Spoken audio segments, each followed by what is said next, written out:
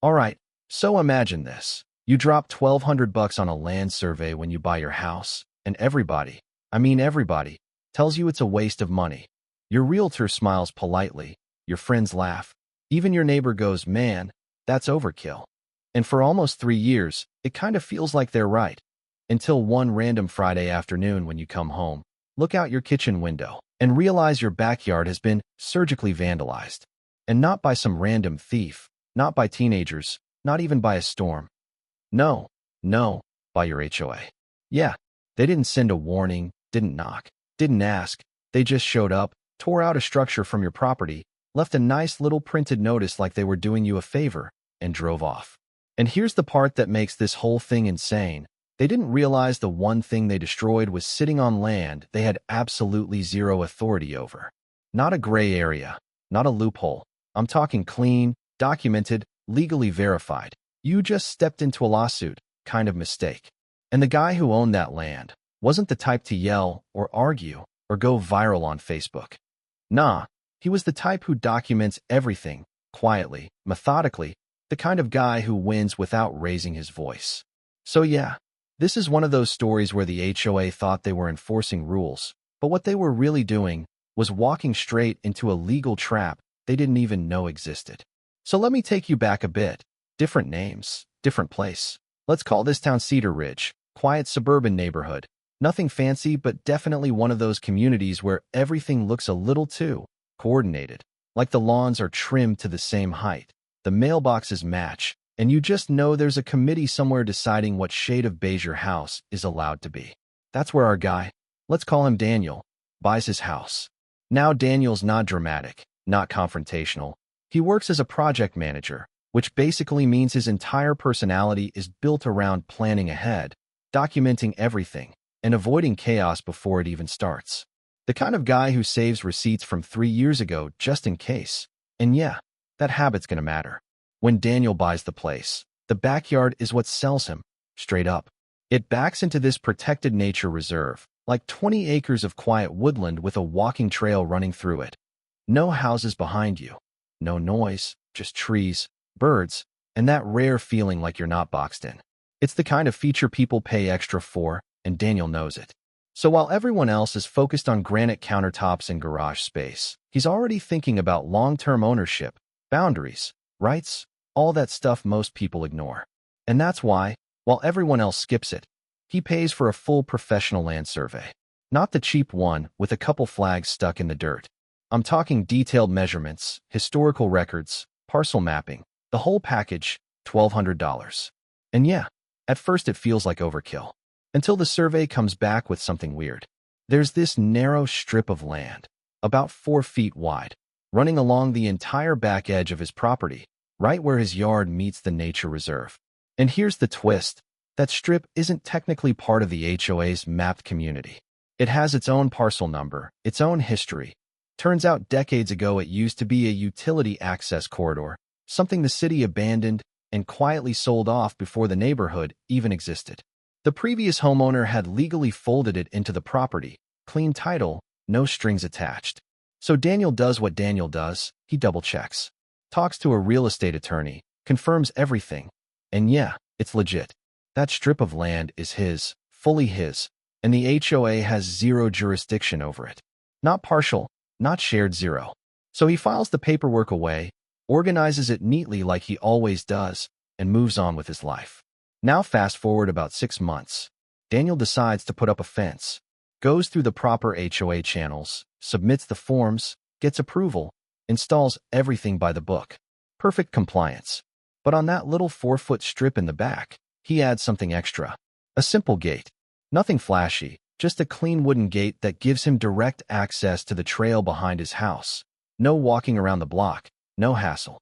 And here's the key detail. He doesn't ask the HOA. Because he doesn't need to.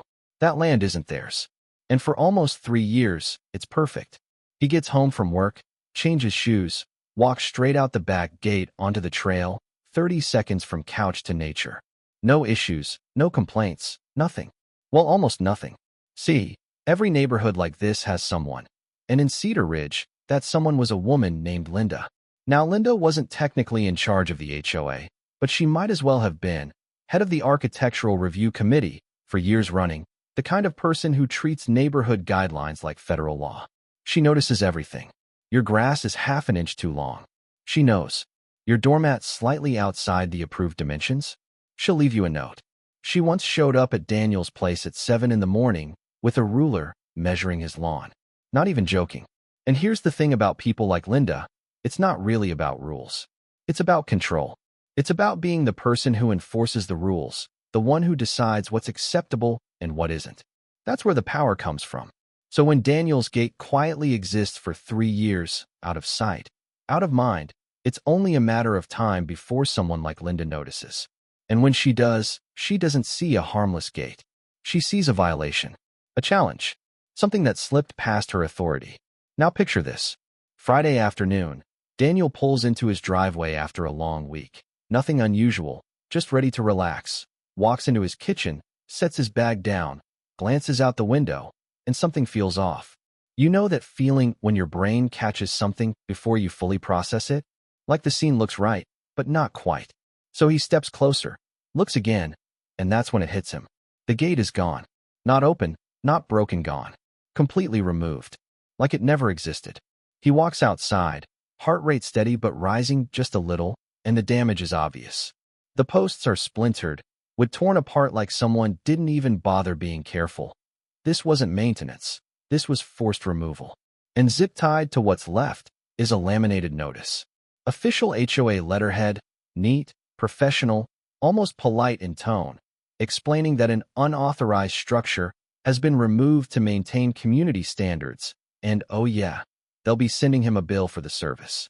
And right there, standing in his backyard, holding that notice, Daniel doesn't yell, doesn't call anyone, doesn't storm over to Linda's house. Instead, something else kicks in. Something quieter, colder, because he realizes they just made a very expensive mistake. All right, let's pause the story right here for a second, because what just happened, this isn't just neighborhood drama anymore. This is where things quietly cross into legal territory. And if you've ever lived in an HOA community, this part matters more than people think. According to standard procedure, an HOA does have authority to enforce rules, but only within the boundaries of what they legally govern. That means structures, landscaping, exterior modifications, sure, they can regulate those, but only if they're actually within HOA-controlled property. The moment they step outside that jurisdiction, even by a few feet, they're no longer enforcing rules, they're interfering with private property. And that's a completely different game. From a legal perspective, what Linda and the HOA just did checks multiple dangerous boxes. Entering someone's land without permission? That's trespass. Destroying a structure? That's property damage, potentially vandalism. Removing and disposing of it? Now you're getting into conversion, basically civil theft. And here's the part most HOAs don't realize. Being the HOA doesn't protect you from liability. If anything, it raises the standard, because they're expected to know exactly where their authority begins and ends. But honestly, the legal side is only half the story. The other half is psychological. This is a psychological trap that happens all the time in HOA environments. People like Linda operate under something called authority drift. They enforce rules so often, for so long, that they stop checking whether those rules actually apply in every situation. Everything starts to look like a violation. Everything becomes something they can control. And once that mindset kicks in, they don't verify, they assume. And assumptions, especially in property law, are expensive. Because Daniel didn't react emotionally, didn't escalate, didn't argue. He did something far more dangerous. He started documenting. And once someone like him starts building a paper trail, the power dynamic flips completely. So, while the HOA thinks they just handled a routine violation, cleaned things up, sent a notice, maybe even felt a little proud of themselves, Daniel's already in a completely different headspace. Not angry, not rushing, just focused. He pulls out his phone right there in the backyard and starts documenting everything. The empty gap where the gate used to be, the splintered wood on the posts, close-ups of the damage, wide shots showing exactly where the structure sat in relation to the tree line and the trail beyond. He even records a slow walkthrough, narrating what happened like he's building evidence for a case he already knows he's going to win. And then he goes inside, pours himself a drink. Because yeah, This is going to take a minute, and sits down at his computer. Now most people at this point, they'd be on the phone yelling, or knocking on doors, or posting in the neighborhood Facebook group. Daniel doesn't do any of that.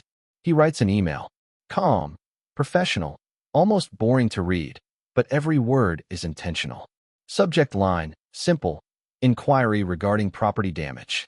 And inside, he lays it out like he's asking for clarification, not making accusations. He mentions returning home, noticing the removal, referencing the notice left behind, and then he asks two very specific questions.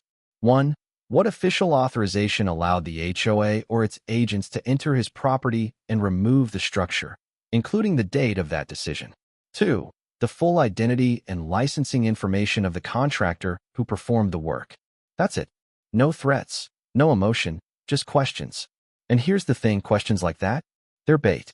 Because if the HOA ignores him, they look negligent. If they respond carelessly, they create a record. And guess what happens? Linda responds. Fast. Like under an hour fast. Because of course she does. People like her always monitor those inboxes like it's mission control. And her reply is exactly what Daniel needed. The tone is condescending, borderline dismissive, like she's explaining something obvious to someone who just doesn't get it. She confirms that the gate violated HOA rules, claims prior warnings were sent, insists no special vote was needed, and then, this is the critical part.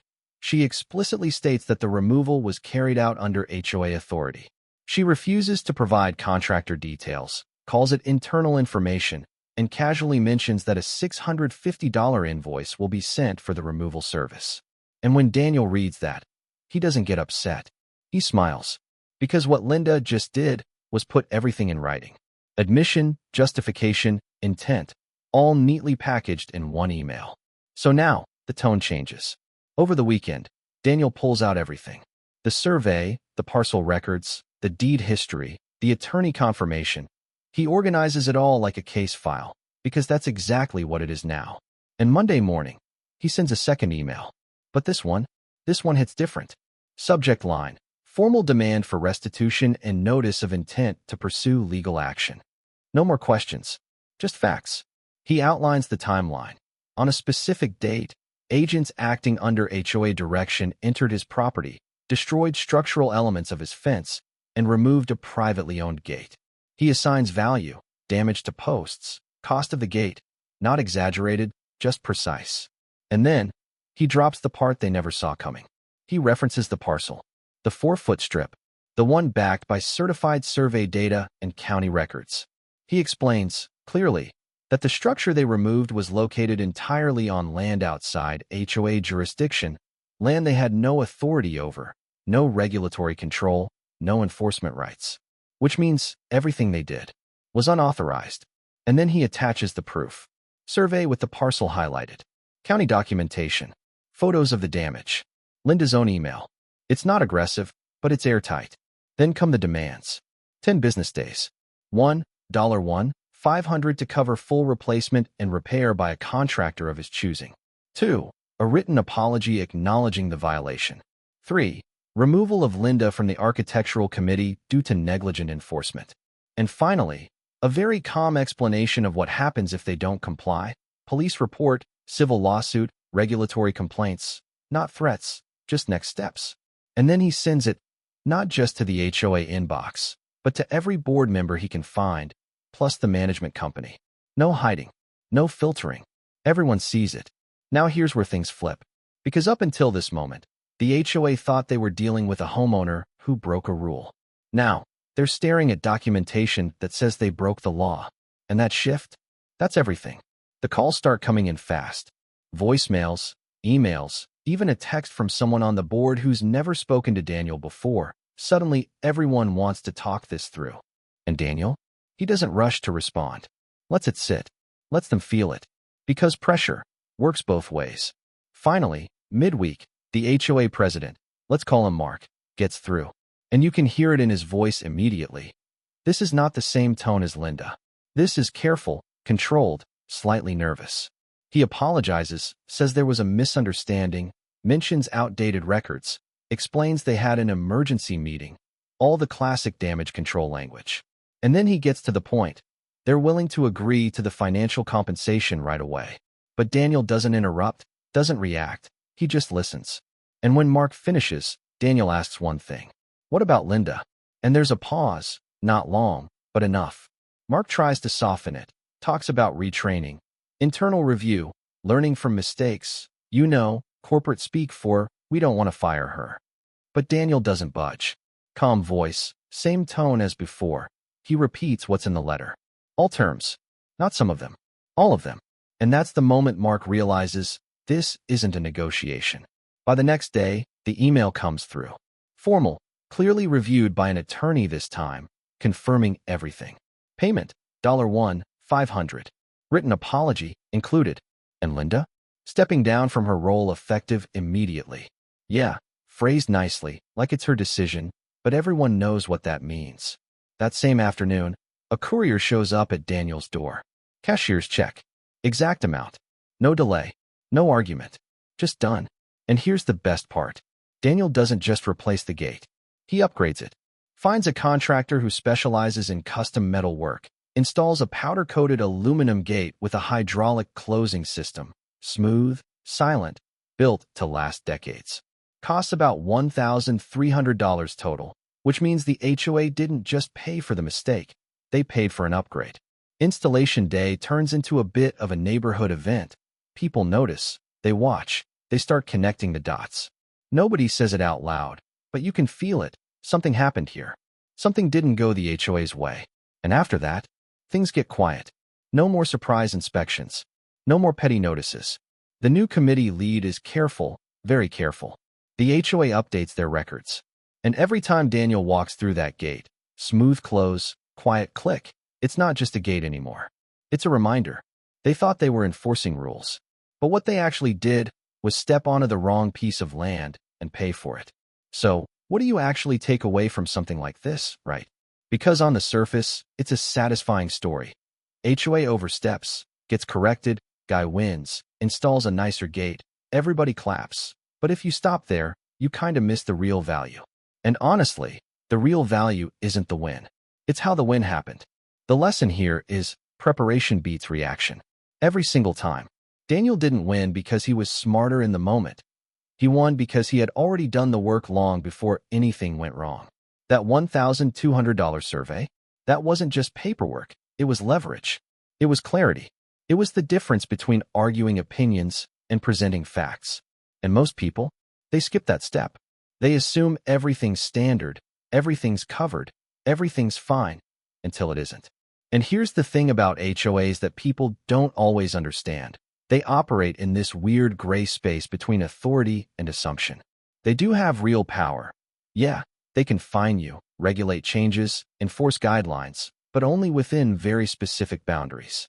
The moment those boundaries get blurry, and they do, all the time, that's when problems start. Because the HOA isn't always acting maliciously, sometimes they're just wrong, confidently wrong. And that's dangerous. Because most homeowners, when faced with that kind of situation, go straight into emotional mode. They argue, they complain, they escalate, but they don't document. They don't verify. They don't build a case. And without that, it turns into a he said, she said situation where the HOA usually has the upper hand. Not because they're right, but because they're organized. Daniel flipped that.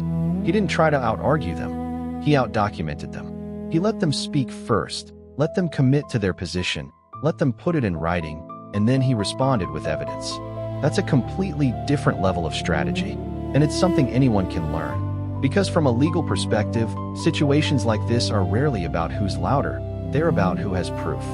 Paper trails, timestamps, records, confirmations, that's what wins disputes. Not emotions, not assumptions, not even confidence, just proof. And there's another layer here too, the psychological one. Remember what we talked about earlier, authority drift? That tendency for people in positions like Linda to slowly expand their sense of control over time? This story is a perfect example of what happens when nobody pushes back on that. It grows, quietly, until one day, they cross a line they didn't even realize was there. And when that happens, the correction is usually harsh. Not because someone wants revenge, but because reality doesn't negotiate. Property lines are property lines. Legal boundaries are legal boundaries. You can't enforce your way past them, no matter how confident you are. And I think that's the part that makes this story stick. It's not just that Daniel won. It's that he didn't need to fight. He didn't raise his voice, didn't threaten, didn't turn it into a spectacle. He just let the facts do the work. And when you think about it, that's actually the most powerful position you can be in. Because once you have that kind of clarity, once you know exactly where you stand, what you own, what your rights are, everything changes. You stop reacting emotionally and start responding strategically. Now, if you're watching this and you live in an HOA community or you're thinking about buying into one, this is where it gets real practical. Take the time to understand your property, not just the house, the land, the boundaries, the documents, the fine print nobody reads. Because those details, they're boring until they're not. And if something ever does happen, whether it's an HOA issue, a neighbor dispute, anything like that, don't rush. Don't assume. Don't react immediately. Pause, document, ask questions, get things in writing. Because once something is written down, it becomes real. It becomes usable. That's the shift. And yeah, maybe you'll never need it. Maybe everything goes smoothly, no conflicts, no issues, great. But if something does happen, you won't be scrambling. You'll be ready. Because at the end of the day, this wasn't about a gate. It was about knowing where your rights begin and making sure nobody crosses that line without consequences. So now I'm curious, if you were in Daniel's position, would you have caught that detail? Would you have paid for the survey? Or would you have just assumed everything fell under HOA rules like most people do? Drop your thoughts below. I read more of those than you think.